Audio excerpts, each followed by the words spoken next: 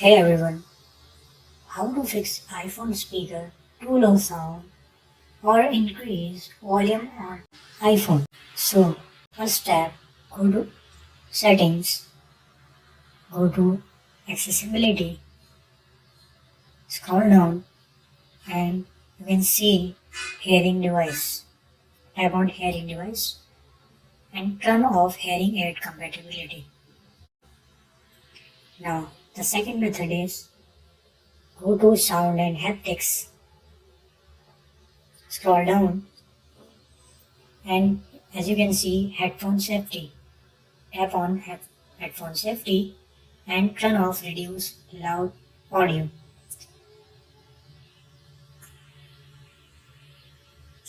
Now the third method is go to apps, scroll down or search music, tap on music and as you can see here loud EQ.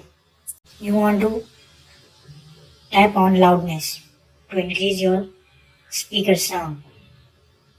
Go back and turn off the sound check. So that's how you can increase sound on iPhone or fix iPhone speaker problem. Don't forget to subscribe our YouTube channel for more tips.